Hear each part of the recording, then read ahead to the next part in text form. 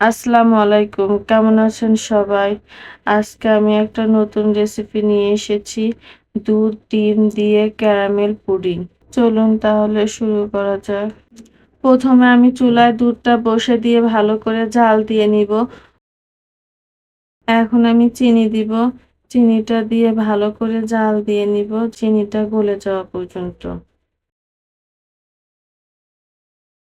এখন আমি গুঁড়া দুধ দিব দুধটা ঘন করার জন্য। এরপর ঠান্ডা দুধের সাথে কাস্টার্ড পাউডার মিশিয়ে ঢেলে দিলাম।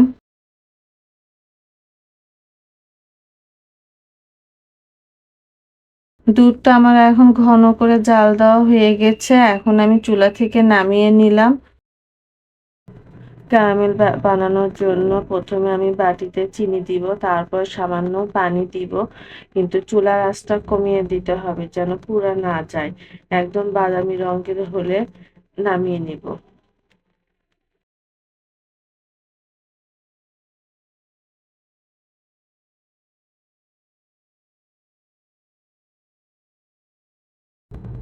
এখন এই যে আমার ক্যারামেলটা একদম বাদামি রঙের হয়ে গেছে।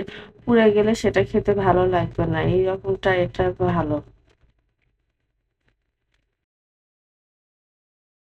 এখানে আমি ৩টা ডিম নিয়েছি। এই ডিম ৩টা ভালো করে ফেটে নিতে হবে। এবার ঘন ঠান্ডা দুধের মধ্যে ফাটানো ডিমটা ভালোভাবে মিশিয়ে নিব। এবার তৈরি করা ক্যারামেলের উপর দুধ আর ডিমের মিশ্রণটা ঢেলে দিব। এবার প্যানে গরম পানির ভেতর পুডিংয়ের বাটিটা রেখে দিলাম।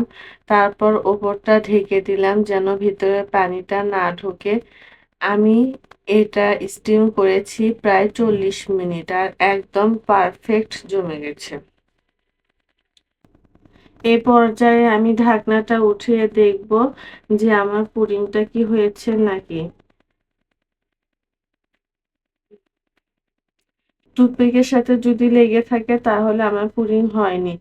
তো আমার পুডিং টুথপিকের সাথে লাগেনি, তার মানে আমার পুডিংটা হয়ে গেছে। এরপর পুডিংটা ঠান্ডা করে নিয়ে তারপরে প্লেটে আমি ঢেলে নিয়েছি। এখন দেখেন একদম পারফেক্ট পুডিং হয়ে গেছে। আশা করি রেসিপিটা আপনাদের ভালো লেগেছে। এরকম রেসিপি ভিডিও পেতে আমার চ্যানেলটি সাবস্ক্রাইব করুন এবং আমার পেজটি ফলো করুন। আল্লাহ হাফেজ।